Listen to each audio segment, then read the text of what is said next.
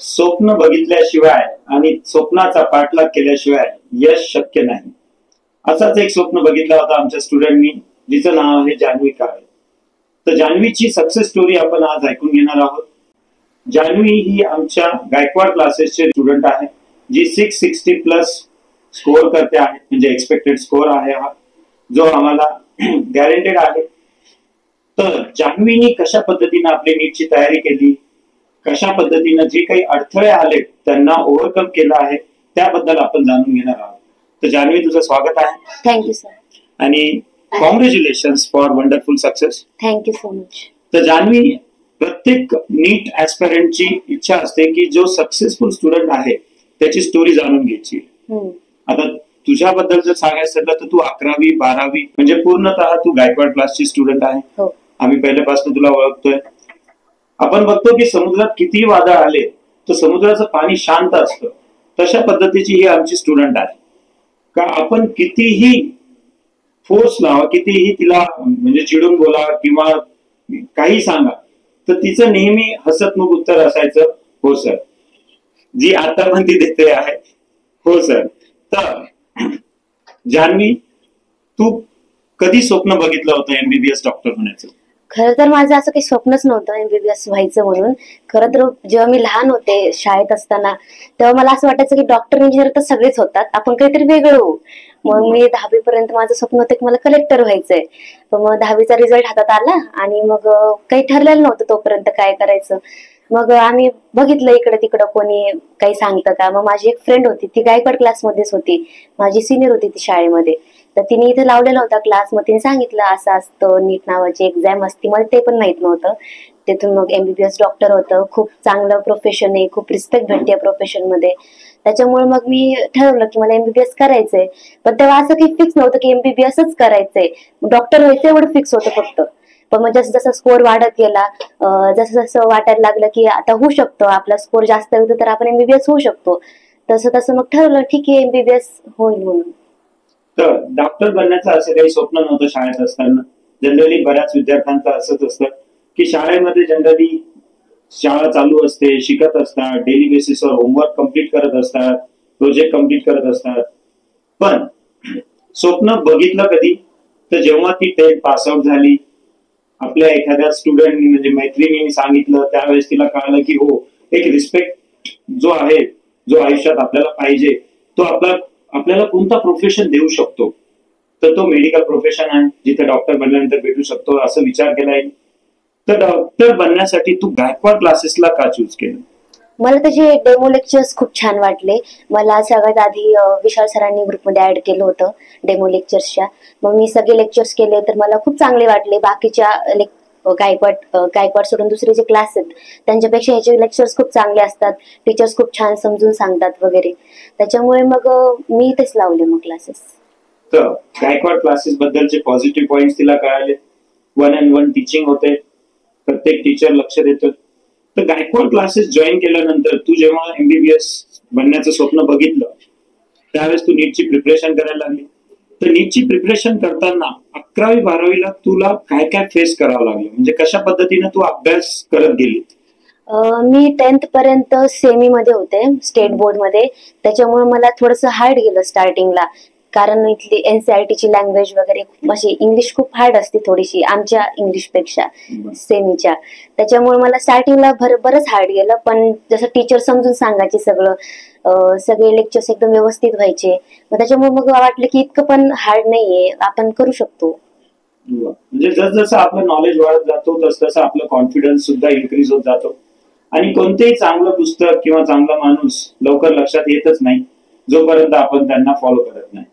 तशीच गोष्ट झाली जान्हवी सोबत. तर जान्हवी, तुझ्या या प्रवासामध्ये तुझ्या फॅमिली मेंबर स्पेशली पॅरेंट्सने तुला कशा पद्धतीने सपोर्ट केला? माझ्या पॅरेंट्सनी मला खूप जास्त सपोर्ट केलेला आहे. म्हणजे मार्क्स कमी जरी आले तरी ते मला काही बोलत नव्हते, फक्त मोटिवेटच करायचे. म्हणजे असे रागवत वगैरे नव्हते, दबाव आणत नव्हते. थोडाफार दबाव तर प्रत्येकाच्या घरी असतो की तुला चांगला स्कोअर करायचा आहे, तुला एमबीबीएस कॉलेजला जायचंय, तेवढा असायचा. पण असं जास्तच नाही की खूप असं डिप्रेशन मध्ये जाण्यासारखं. त्याच्यामुळे छान सपोर्ट केलं माझ्या पॅरेंट्सनी मला. हे खूप इम्पॉर्टंट असतं. थोडाफार तर प्रेशर पाहिजेच, पण एवढंही प्रेशर नको की मुलं अजून जास्त डिप्रेशन मध्ये गेले पाहिजे. तर गायकवाड क्लासेस मध्ये डाऊट सेशनच्या व्यतिरिक्त जे तुझे रुटीन क्लासेस होते त्याबद्दल तुला काय वाटतं? रुटीन क्लासेस आमचे 6 to 7 आवर्स चालायचे आणि त्याच्यामध्ये प्रत्येक टीचर म्हणजे असं खूप छान शिकवणं तर असतंच, पण शिकवण्यासोबत मोटिवेट पण सुद्धा करायचे. शिकवता शिकवता तुम्हाला होऊ शकतो, तुमच्याकडून नीट क्रॅक होऊ शकते, तुम्ही करू शकता असं मोटिवेट सुद्धा करायचे. मोटिवेशनल फोर्स जो आहे तो खूप इम्पॉर्टंट असतो. तर गायकवाड क्लासेसचे लेक्चरच्या व्यतिरिक्त तुझा सेल्फ स्टडी मध्ये किती टाइम जायचा? सेल्फ स्टडी मध्ये माझे 6 to 7 आवर्स जायचे. जे खरं तर मी खूप मुडी होते, मी असं ठरवून नव्हते करत कोणतं की या टायमाला हेच करायचं, असं टाइम टेबल वगैरे नव्हता माझा. जेव्हा जे मनात येईल ते करायचं, पण कन्सिस्टंटली दररोज अभ्यास करायचा. तर कन्सिस्टन्सी खूप इम्पॉर्टंट आहे आणि मेन गोष्ट म्हणजे तुमचा इंटरेस्ट. जसं जान्हवीने आता सांगितलं की ती खूप मुडी होती, पण सब्जेक्ट मध्ये इंटरेस्ट असल्यामुळं तिने प्रत्येक सब्जेक्ट मध्ये चांगला स्कोर केला आहे आणि जे काही आपले डाऊट्स होते ते तिने योग्य वेळेवर क्लिअर केले. तर फर्स्ट अटेम्प्ट दिल्यानंतर तू जेव्हा सेकंड अटेम्प्टला एक्झाम हॉलला गेली तर त्यावेळेस कशा पद्धतीचं म्हणजे तुझे फिलिंग्स होते? स्टार्टिंगला तर भीती वाटत होती, रादर मी त्याच्या आदल्या रात्री रडले सुद्धा होते. मला इतकं टेन्शन आलेलं होतं की यावेळेस जर नाही झालं तर कसं होईल म्हणून. तर त्याच्यामुळे टेन्शन आलेलं होतं, पण तिथं गेल्यावरती सगळं क्लिअर झालं. तिथं माझं मिलिंद कॉलेज सेंटर लागलेलं होतं. तिथं मला वाटलं होतं की सगळे टीचर्स असे रागून बोलतील, प्रेशर वगैरे. एकतर मुलांना आधीच नीटचं प्रेशर असतं, त्याच्यामध्ये ते अजून प्रेशरने बोलतात, तो आपल्या घालतो आपल्याला. पण तसं काही झालं नाही तिथं. खरं तर तिथं पण सगळे टीचर्सनी फ्रेंडली वागले होते सगळे. तर मग तू जेव्हा नीटचा फायनल पेपर दिला त्यावेळेस तुला काही आठवलं का गायकवाड क्लासेस मध्ये जी टेस्ट सिरीज झाली त्याचा काही बेनिफिट झाला का तुला? हो, खूप बेनिफिट झालेला आहे. म्हणजे खूप साऱ्या टेस्ट सिरीज झाल्या, 17 ते 20 टेस्ट सिरीज झाल्यात आणि त्याच्यामधले प्रत्येक क्वेश्चन तर नाही म्हणतात, पण त्या क्वेश्चनवर बेस सगळे कन्सेप्टवर सगळे क्वेश्चन होते. म्हणजे असं म्हणता नाही येणार की असे भरपूर 15 ते 20 क्वेश्चन तरी असतीलच जे कन्सेप्ट सेम होत्या, सेम कन्सेप्टला क्वेश्चन ते परीक्षेत विचारले गेले आणि बाकीचे जे होते ते कन्सेप्टशी रिलेटेड. तर 17 ते 18 प्रिलिम्स जान्हवीने दिल्या होत्या. टोटल तशा 25 प्रिलिम होत्या. होम प्रॅक्टिस साठी 5 दिल्या होत्या आणि 20 ज्या आम्ही इथं क्लासरूम मध्ये सॉल्व्ह करून दिल्या. तर प्रिलिमचे जे क्वेश्चन्स होते ते ऍज इट इज आले असे म्हणते आणि बाकीचे जे होते ते रिलेटेड होते. तर टेस्ट सिरीज मुळे तुला बराच बेनिफिट झाला वाटतो. म्हणजे कॉन्फिडन्स बूस्ट करण्यासाठी जी गायकवाड क्लासेसची टेस्ट सिरीज आहे ती खूपच हेल्पफुल होती. म्हणजे स्टार्टिंगला तर कॉन्फिडन्स लो होतो, कारण की इथले पेपर्स आपल्या नीटच्या पेपरपेक्षा हाय लेवलचे असतात.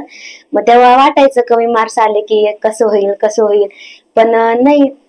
आपण नीटचा पेपर ह्याच्यापेक्षा जेव्हा सोपा आला तेव्हा कळलं की बरं झालं आपले हाय लेवलचे पेपर घेतले म्हणून. तर हा जो तुझा प्रवास आहे या प्रवासामध्ये जे तुझ्या सोबतचे स्टुडंट्स होते त्यांच्याबद्दल तुझं काय मत आहे? म्हणजे आपण जनरली बघतो की आपला जो फ्रेंड सर्कल आहे तो कधी कधी आपल्याला डिस्ट्रॅक्ट करतो. जसं तू सांगितलं की फर्स्ट अटेम्प्टच्या वेळेस तुझं तर रिपीट करताना तुला कशा पद्धतीचं वातावरण भेटलं रिपीटर क्लासमध्ये? माझ्या सोबतच्या ज्या मैत्रिणी होत्या सगळ्याच अभ्यासू होत्या, त्याच्यामुळे जास्त काही डिस्ट्रॅक्शन झालं नाही. आणि आम्ही ग्रुप स्टडीला पण बसत होतो. असं असतं की ग्रुप स्टडी म्हणल्यावरती आई वडिलांना वाटतं की ह्या गोंधळच करत असतील, ह्या काही अभ्यास नसतील करत, पण असं काही नव्हतं. बेनिफिट झाला, कारण स्टार्टिंगला आमचे कोणत्याच क्लासमध्ये घेत नाही, पण आमचे 720 मार्क्सचे प्रत्येक सब्जेक्टचे पेपर झालेले होते. मग त्याच्या वेळेस मग आमचं त्या पेपरमुळे आमचं सगळ्या सब्जेक्टचं चॅप्टर वाईज सगळं एकदम व्यवस्थित झालेलं होतं. मग ते जेव्हा करत होतो आम्ही तेव्हा आम्ही ग्रुप स्टडीज करायचो. तर ग्रुप स्टडीज मध्ये तुमचे डाऊट जे होते, कन्सेप्ट जे होते ते जास्त क्लिअर झाले. हो, आम्हाला ही आयडिया भगवान सरांनीच दिलेली होती की 3-4 जणांचा ग्रुप बनवा आणि प्रत्येकाने सगळे जे ठरवलेले तेवढे चॅप्टर करायचे आणि नंतर मग ग्रुपमध्ये डिस्कशन करायचं. ज्याला नाही येत ते सांगते. तर जान्हवीला अपेक्षा आहे की तिला आता एम्स भेटण्याचे चान्सेस आहेत. ती कास्ट कॅटेगरीमध्ये आहे, तिचा स्कोरही खूप छान आहे, 660+ स्कोर ती क्लेम करते. तर या स्कोरवर तिचं एम्स मध्ये जाणं हे तर पक्क दिसतंय. तर क्लासेसमध्ये पूर्णतः प्रिपरेशन करून घेतली जाते. जान्हवीची सक्सेस स्टोरी तुम्ही ऐकलीच आहे, कशा पद्धतीने तिनं प्रत्येक सब्जेक्टची तयारी केली आहे आणि या सक्सेस स्टोरीमध्ये क्लास तर्फे तिला कशा पद्धतीने मदत झाली आहे, कशा पद्धतीने तिला मोटिवेट केलंय हे तुम्ही ऐकलंय. तर जान्हवीला आपण तिच्या फ्युचरमध्ये पुढच्या भविष्यासाठी शुभेच्छा देऊया. All the best Janhvi. Thank you. Thank you.